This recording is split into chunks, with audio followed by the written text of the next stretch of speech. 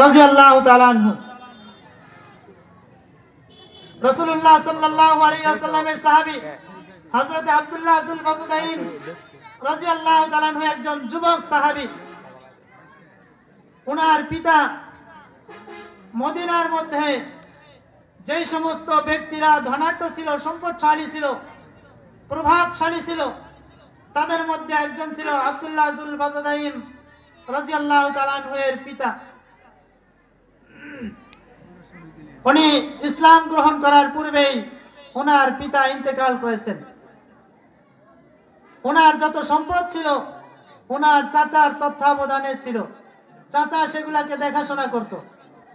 হযরত আব্দুল্লাহ যুল বাজদাইন রাদিয়াল্লাহু তাআলা আনহু ছোট ছিল। একদিনের ঘটনা, যখন হযরত আব্দুল্লাহ যুল বাজদাইন রাদিয়াল্লাহু তাআলা আনহু ঈমান আনয়ন করেন, রাসূলুল্লাহ সাল্লাল্লাহু আলাইহি ওয়াসাল্লামের হাতে বায়াত গ্রহণ করে নিজের ঈমানকে, নিজের ইসলামকে প্রকাশ করেন, পুরা এলাকার ভিতরে সেটা ছড়ায় পড়ে যে আব্দুল্লাহ রাদিয়াল্লাহু তাআলা আনহু সে ঈমান আনয়ন করছে। যখন প্রকাশ হয়ে যায়, চাচার কাছে সেই ঘটনা যায় প্রকাশ পায়। হযরত আব্দুল্লাহ যুল বাজদাইন রাদিয়াল্লাহু তাআলা আনহু ঈমান আনয়নের পরে বাড়িতে ফিরতেছিলেন, রাস্তায় চাচার সাথে সাক্ষাৎ। চাচা জিজ্ঞাসা করে, আব্দুল্লাহ, তোমার ব্যাপারে আমরা কি শুনলাম? তুমি নাকি সেই মুহাম্মদের হাতে বায়াত গ্রহণ করে তুমি ইসলাম গ্রহণ করেছো। হযরত আব্দুল্লাহ যুল বাজদাইন রাদিয়াল্লাহু তাআলা আনহু কথাকে স্বীকার করেন, হ্যাঁ, আমি মুহাম্মদুর রাসূলুল্লাহ সাল্লাল্লাহু আলাইহি ওয়াসাল্লামের হাতে কালিমা পড়ে ঈমান আনছি, আমি মুসলমান হয়ে গেছি। তখন চাচা আব্দুল্লাহ রাদিয়াল্লাহু তাআলা আনহুকে সম্বোধন করে বলেন, আব্দুল্লাহ, তুমি আমার বাপ দাদার পিতৃপুরুষের রেখে যাওয়া যে ধর্ম, ইহুদি ধর্ম, সেই ধর্মকে তুমি কলুষিত করেছো, কলঙ্কিত করেছো। সেই বাপ দাদার রেখে যাওয়া ধর্মকে বাদ দিয়ে তুমি মুহাম্মাদের ইসলামকে গ্রহণ করেছো, মুহাম্মাদের ধর্মকে গ্রহণ করেছো। এই জন্য আমি আমার যে দল রয়েছে, আমি সেই দল থেকে তোমাকে বহিষ্কার করে দিলাম। তোমার বাবার যে রেখে যাওয়া সম্পদ ছিল, ওই সমস্ত সম্পদ থেকে আমি তোমাকে ত্যায্য করে দিলাম, তোমাকে বহিষ্কার করে দিলাম, আমার এই এলাকা থেকে তোমাকে বহিষ্কার করে দিলাম। আজ থেকে ভবিষ্যতে যাতে আর কখনো তোমাকে দেখতে না পারি। হযরত আব্দুল্লাহ যুল বাজদাইন রাদিয়াল্লাহু তাআলা আনহু এই পরীক্ষার সম্মুখে ফেল করেন নাই, নিজের ঈমানকে গোপন করেন নাই। বলতেছেন, ঠিক আছে, যদি আমার ঈমান আনার কারণে আমার অবস্থা এটাই হয়, তাহলে আমি খুশি মনে এটাকে আমি স্বীকার করে নিলাম। আমি আমার সমস্ত সম্পদকে দাবি দেওয়া ছেড়ে দিলাম, আমার কোনো সম্পদ চাই না, আমি আর তোমাদের কোনো ভালোবাসার আমার প্রয়োজন নেই, এলাকার কোনো মোহাম্মত আমার কাছে নেই, সমস্ত কিছুকে ছাড়তে আমি রাজি। কিন্তু যেই কালিমা লা ইলাহা ইল্লাল্লাহ মুহাম্মাদুর রাসূলুল্লাহ মুখে বলছি, অন্তরে যেটার বিশ্বাস করেছি, আমি এই কালিমাকে ত্যাগ করতে পারি না। মোহতারাম হাজরিন, শুধু এতটুকুই শেষ নয়, হযরত আব্দুল্লাহ যুল বাজদাইন রাদিয়াল্লাহু তাআলা আনহুর চাচা বলতেছে, তোমার গায়ে যে পোশাক দেখতেছি, তোমার গায়ে যে পোশাক রয়েছে, এটা তোমার বাবার রেখে যাওয়া সম্পদ থেকে একটা সম্পদ। অতএব যেহেতু তুমি আমার বাপ দাদার রেখে যাওয়া ধর্মকে কলঙ্কিত করেছো, এই জন্য তোমার গায়ের পোশাকটাকেও খুলে দিতে হবে। হযরত আব্দুল্লাহ যুল বাজদাইন এক মুহূর্ত দেরি না করে গায়ের যে পোশাক ছিল সম্পূর্ণ পোশাকটাকে খুলে দিয়েছেন। চাচা বলতেছে, ভাতিজা, তোমার পরনে যে লুঙ্গি আছে, শেষ যে কাপড় লুঙ্গি, যেটার মাধ্যমে তুমি তোমার সদরকে ঢেকেছো, এটাও তোমার বাবার রেখে যাওয়া সম্পদ। অতএব তোমাকে সমস্ত সম্পদ থেকে যেরকম মাহরুম করেছি, এই লুঙ্গিটাও তোমাকে খুলে দিতে হবে, এটাও তোমার বাবার রেখে যাওয়া সম্পদ।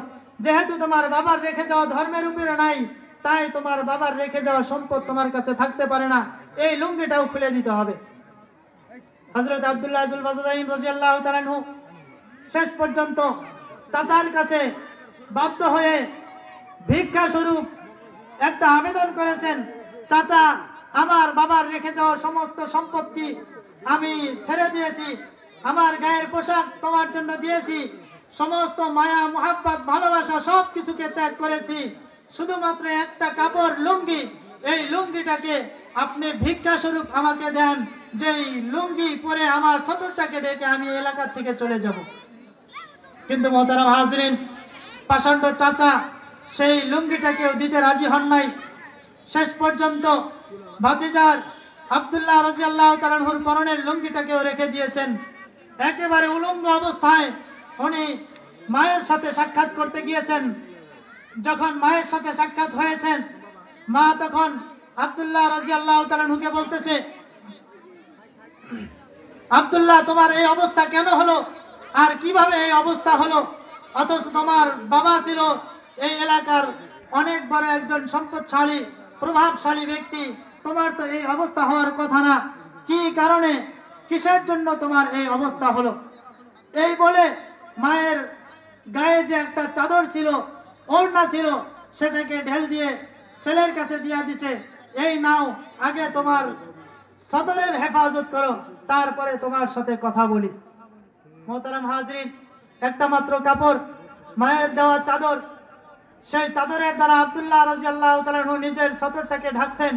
ঢাকার পরে বলতেছেন, আমার এই অবস্থা হয়েছে, আমি মুহাম্মাদের কাছে যায়া মুহাম্মাদের যে কালিমা, মুহাম্মাদের যে দাওয়াতি মিশন, লা ইলাহা ইল্লাল্লাহ মুহাম্মাদুর রাসূলুল্লাহ, এই দাওয়াতকে আমি মেনে নিয়েছি, স্বীকার করেছি, আমি ঈমান এনেছি, আমি একজন মুসলমান। যার কারণে রাস্তায় আমার চাচার সাথে সাক্ষাৎ হওয়ার কারণে আমার চাচা আমার সমস্ত সম্পত্তি থেকে ত্যায্য করে দিয়েছে, এমনকি আমার গায়ের সম্পূর্ণ পোশাকটাকেও খুলে নিয়েছে।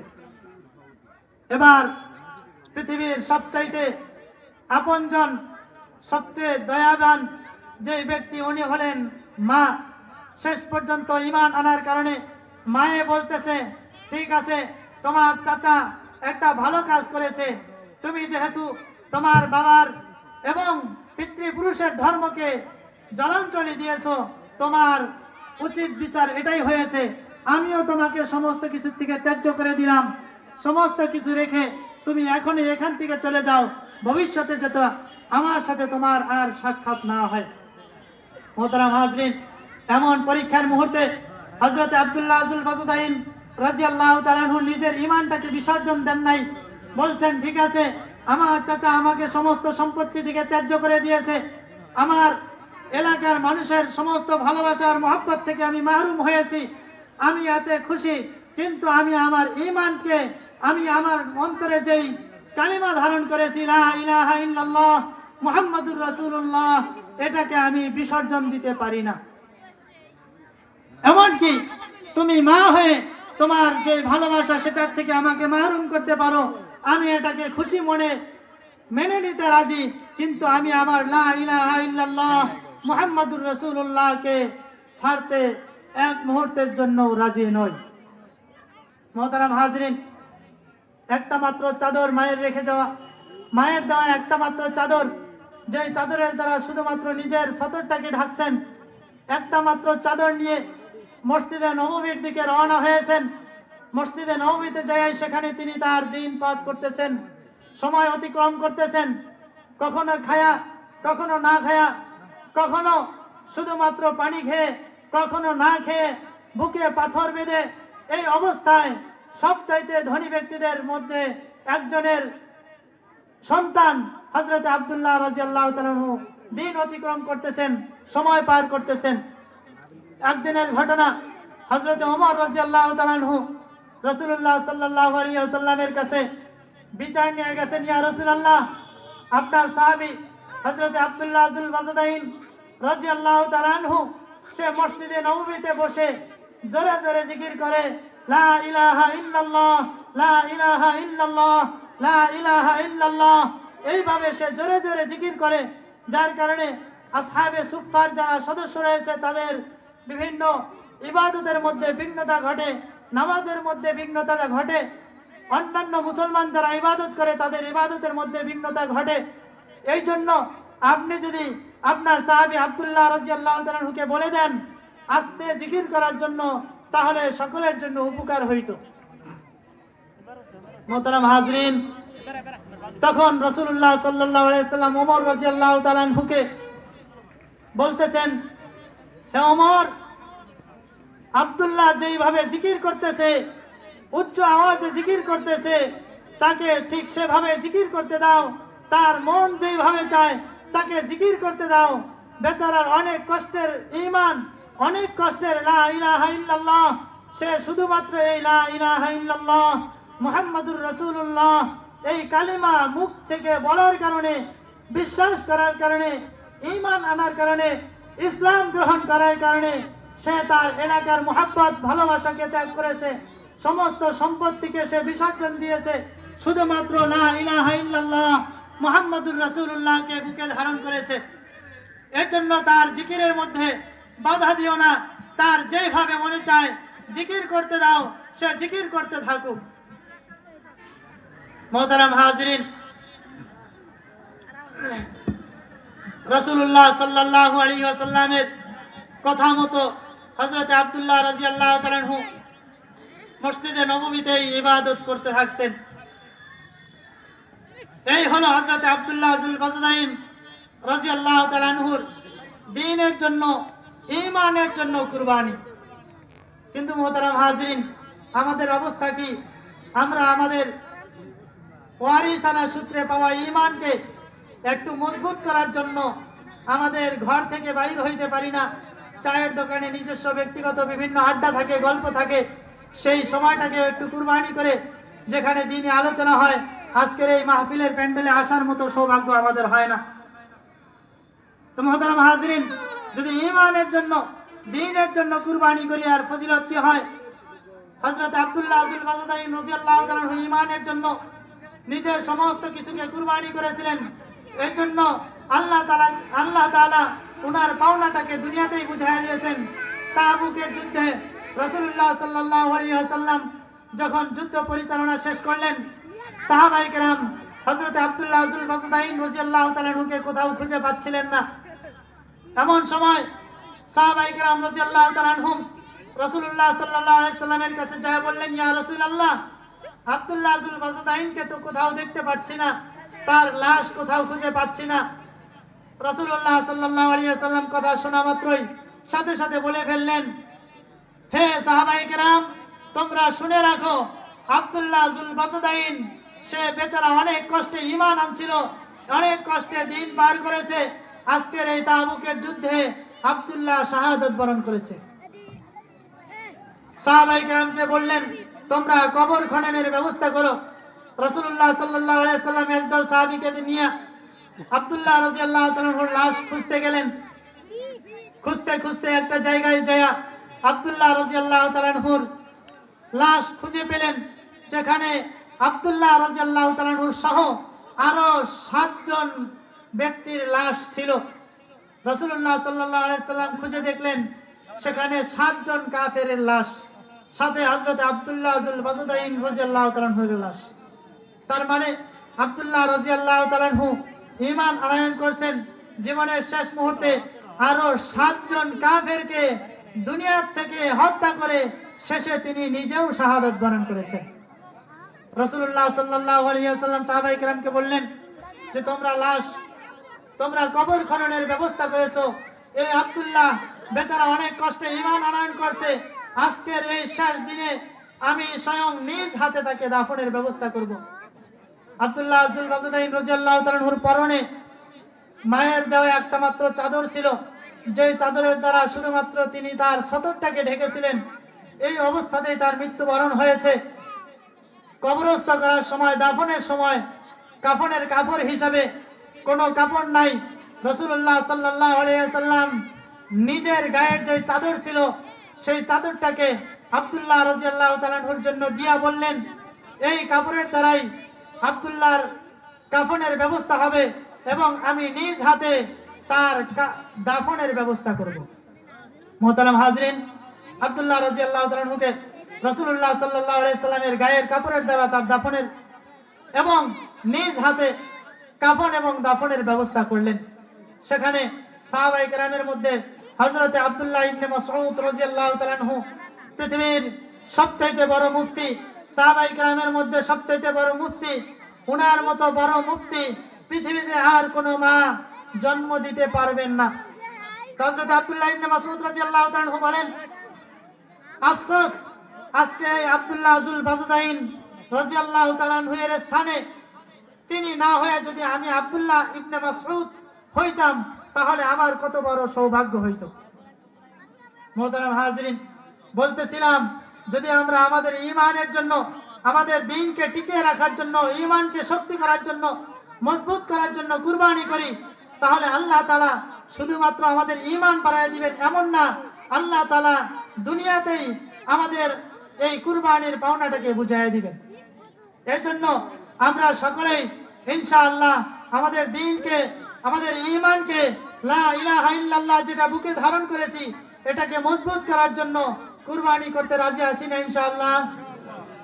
ইনশাআল্লাহ আমরা সকলেই আমাদের ঈমানকে মজবুত করার জন্য আজকের মাহফিলে যেমন আসছি শেষ পর্যন্ত ইনশাআল্লাহ আলোচনা শুনে আমাদের ঈমানটাকে মজবুত করে নিয়ে ইনশাআল্লাহ সকলেই বাড়ি ফেরার চেষ্টা করব। রাজি আছি না সবাই ইনশাআল্লাহ? ইনশাআল্লাহ।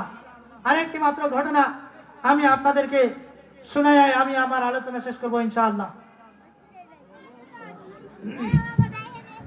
وسارعوا إلى مغفرة من ربكم وجنات عرضها السماوات والأرض।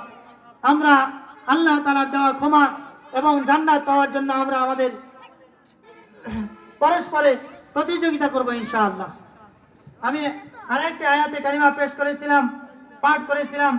আল্লাহ তাআলা বলেন, লাকাদ সামিআ আল্লাহু কাওলাল্লাযিনা ক্বালু ইন্নাল্লাহা ফাকীরুন ওয়া নাহনু আগনিয়া।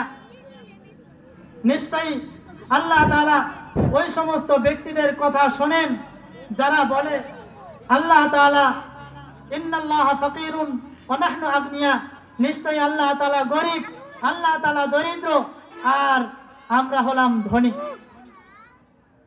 এই আয়াতটা নাজিল হওয়ার ঘটনা বলে আমি আমার আলোচনা শেষ করব ইনশাআল্লাহ।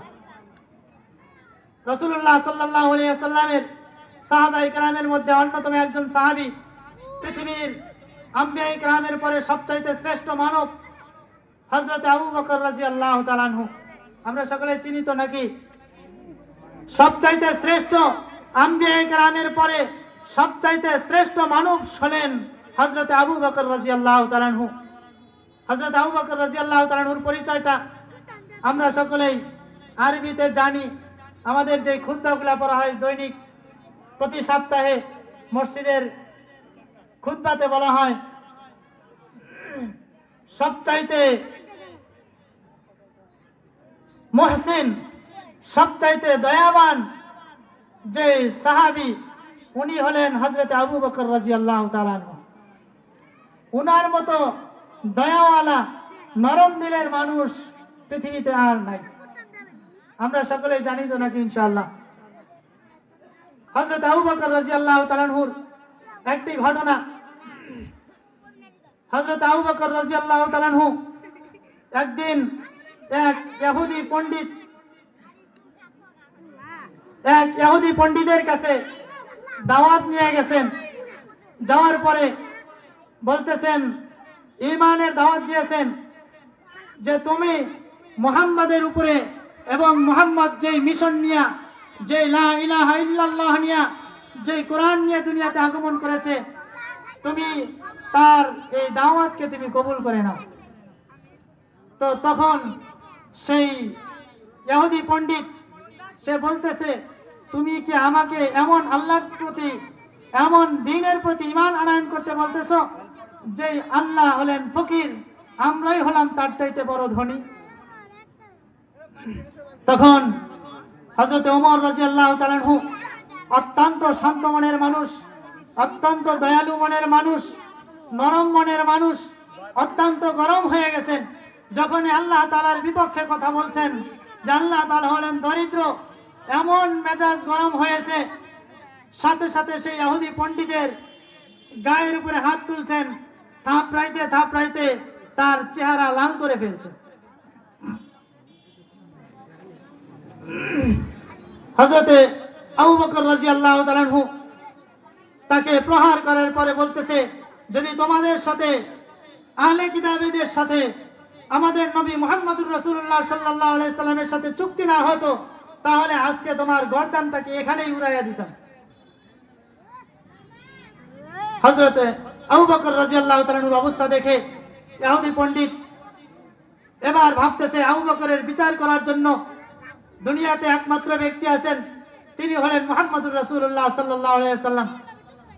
ইহুদি পণ্ডিত মুহাম্মদুর রাসূলুল্লাহ সাল্লাল্লাহু আলাইহি সাল্লামের কাছে বিচার নিয়ে গেছেন, হে মুহাম্মদ, তোমার একজন সাহাবী আবু বকর আমার সাথে এই আচরণগুলো করেছে, আমার গায়ে হাত তুলেছে, এমনকি বলেছে, তো আপনার সাথে যদি আমাদের চুক্তি না থাকতো আমার গর্দান সেখানে শেষ করে দিত, আপনি এটার বিচার করুন।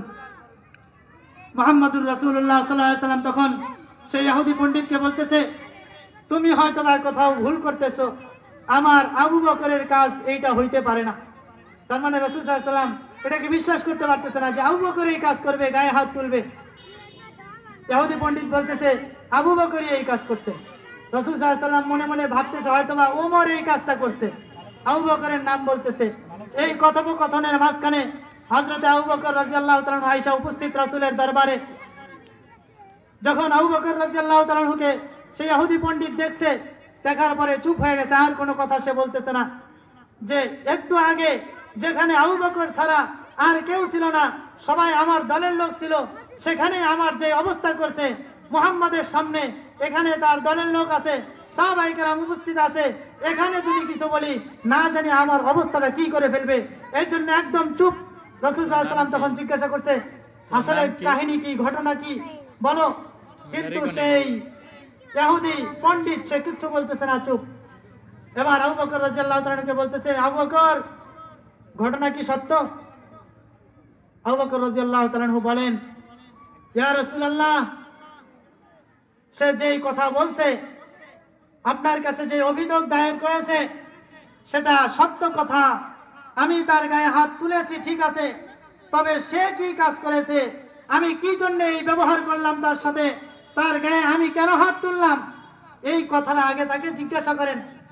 যদি জিজ্ঞাসা করেন তাহলেই তো সমস্যার সমাধান হয়ে যায়। মোহতারাম হাজরিন, ঘটনা থেকে শিক্ষা, আজকে যারা সরকার থেকে শুরু করে রাজনৈতিক নেতৃবৃন্দ সহ আমরা যারা বলে বেড়াই হুজুররা কেন আজকে মাঠে নামছে, হুজুররা কেন আজকে পল্টনে আসছে, হুজুররা কেন আজকে সোহরাওয়ার্দী উদ্যানে সমাবেশ করবে, তারা তো এখানকার মানুষ না, তারা মসজিদে থাকবে, মাদ্রাসায় থাকবে, খানকা নিয়ে ব্যস্ত থাকবে, তারা কেন আজকে রাজপথে নামছে? মোহতারাম হাজরিন, আমি তাদেরকে সম্বোধন করে বলবো, হুজুররা আসলেও রাজপথের মানুষ না, তারা আজকে সোহরাওয়ার্দী উদ্যানে আসার মানুষ না, তারা পল্টনের মানুষও না, তারা তো শান্ত মনের মানুষ। তাদের চাইতে দয়া মানুষের উপরে আর কারো হইতে পারে না। এদেশের উলামায়ে কেরাম হলেন উম্মতের জন্য সবচাইতে দয়াবান। তারা তো মসজিদ মাদ্রাসা নিয়ে ব্যস্ত থাকবে, তারা তো আপনাদের জন্য দোয়া করবে, তারা কেন এখানে আসছে? আসলে কাহিনীটা কি? যদি সরকার উলামায়ে কেরামের কাছে জিজ্ঞাসা করে কি জন্য তারা আজকে রাজপথে, এত শান্ত মনের মানুষ হয়ে তারা কেন রাজপথে, উলামায়ে কেরামের কাছে যদি জিজ্ঞাসা করে, শোনে কি দাবি, শুই না মাইনা নিলেই তো হয়ে যায়, উলামায়ে কেরাম তো আজকে এখানে আসে না। আগামী 15 তারিখ শনিবার খতমে নবুয়ত কাদিয়ানীদেরকে বাংলাদেশ স্বাধীন হওয়ার পরে উলামায়ে কেরাম কাদিয়ানীদেরকে অমুসলিম ঘোষণার দাবি নিয়ে আন্দোলন একের পর এক চালিয়ে যাইতেছে, কিন্তু বাংলাদেশ সরকার যুগে যুগে সব সময় ব্যর্থ হয়েছে, কাদিয়ানীদেরকে অমুসলিম ঘোষণা করতে পারে নাই, তারা ব্যর্থ। আজকে যদি সরকার কাদিয়ানীদেরকে এই দেশে অমুসলিম হিসাবে ঘোষণা করে, তারা তাদের দাওয়াতি কাজ চালিয়ে যাবে, ঠিক আছে, কিন্তু তারা অমুসলিম হিসাবে তারা তাদের দাওয়াতের কাজ করবে। এই দাবিকে যদি মেনে নেয়, আজকে যদি সরকার তাদেরকে অমুসলিম ঘোষণা করে দেয়, তাহলেই তো উলামায়ে কেরাম আজকে সবাই যার যার মতো মসজিদ নিয়ে ব্যস্ত হবে, মাদ্রাসায় চলে যাবে, খানকায় চলে যাবে, আর কোনো সমস্যা থাকে না। মোহতারাম হাজরিন, বলতেছিলাম আবু বকর রাদিয়াল্লাহু তাআলা আনহু গরম হয়ে গেছেন, রাসূল সাল্লাল্লাহু আলাইহি সাল্লামকে বলছেন যে তার কাছে শোনেন তার কি সমস্যা, কোন সমস্যার কারণে আমি তার এই অবস্থাটা করলাম। রাসূল সাল্লাল্লাহু আলাইহি ওয়াসাল্লামের দরবারে, আমি শেষ করে দিতেছি, রাসূলুল্লাহ সাল্লাল্লাহু আলাইহি ওয়াসাল্লামের দরবারে তখন সেই ইহুদি পণ্ডিত বলতেছে, যত ধরনের শপথ বাক্য হয় আল্লাহর শপথ, তাদের ধর্মের যে সমস্ত শপথ বাক্য আছে সবগুলাকে একসাথে করে বলতেছে, আমি এই সমস্ত শপথকে সম্বোধন করে বলতেছি, আমি এই সমস্ত কথা বলি নাই। আবু বকর যে কথা বলতেছে আমি কথা বলি নাই। মোহতারাম হাজিরিন, রাসূলুল্লাহ সাল্লাল্লাহু আলাইহি ওয়াসাল্লাম এবার বিচার করবেন, কথার ভিত্তিতেই তো বিচার হবে। ইহুদি পণ্ডিত সে কসম করে বলতেছে আমি এই কথা বলি নাই, আর আবু বকর বলতেছে রাসূলুল্লাহ সাল্লাল্লাহু আলাইহি ওয়াসাল্লাম সে তো এই কথা বলছে, এবার বিচার কার পক্ষে হবে? এবার বিচার আবু বকরের বিপক্ষে চলে যায়, ইহুদি পণ্ডিতের পক্ষে চলে যায়। কোন সমস্যা সমাধান খুঁজে পাইতেছে না। এমন সময় আল্লাহ রাব্বুল আলামিন হযরত আবু বকর রাদিয়াল্লাহু তাআলা আনহুকে সত্য সাব্যস্ত করে, হযরত আবু বকর রাদিয়াল্লাহু তাআলা আনহুকে নির্দোষ সাব্যস্ত করে, আসলে যে উনি সঠিক কাজ করেছিলেন এই কথাটাকে আল্লাহ তাআলা হযরতে জিবরাইল আলাইহিস সালামের মাধ্যমে ওহীর দ্বারা রাসূল সাল্লাল্লাহু আলাইহি সাল্লামকে জানিয়ে দিলেন, লাকাদ সামিআল্লাহু কাওলাল্লাযিনা ক্বালু ইন্নাল্লাহা ফাকীরুন ওয়া নাহনু আগনিয়া। নিশ্চয়ই ওই সমস্ত লোক যারা বলে আল্লাহ তাআলা গরীব আর আমরা হলাম ধনী, তাদের কথা অবশ্যই আল্লাহ তাআলা, আমি স্বয়ং আল্লাহ তাআলা নিজে এটাকে ভালো করে শুনেছি। অতএব আবু বকর রাদিয়াল্লাহু তাআলা আনহু যে কথা বলেছে এটাই সত্য। মোহতারাম হাজিরিন, দ্বীনের পথে থাকতে গেলে, দ্বীনের উপর চলতে গেলে অনেক সময় অনেক ধরনের মুসিবত আসবে, কষ্ট আসবে।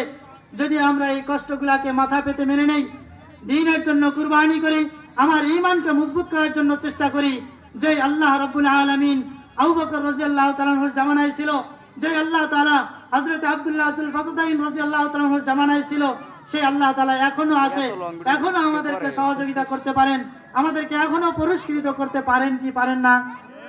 অবশ্যই পারেন। এই জন্য আপনাদের কাছে আমার উদারত আহ্বান থাকবে, আমরা আমাদের দ্বীনকে মজবুত করার জন্য, আমাদের ঈমানকে মজবুত রাখার জন্য যেখানে দ্বীনি আলোচনা হয়, কোরআন হাদিসের আলোচনা হয়, আমরা গুরুত্ব সহকারে ইহতিমামের সাথে এই সমস্ত আলোচনাগুলোয় অংশগ্রহণ করার চেষ্টা করব ইনশাআল্লাহ।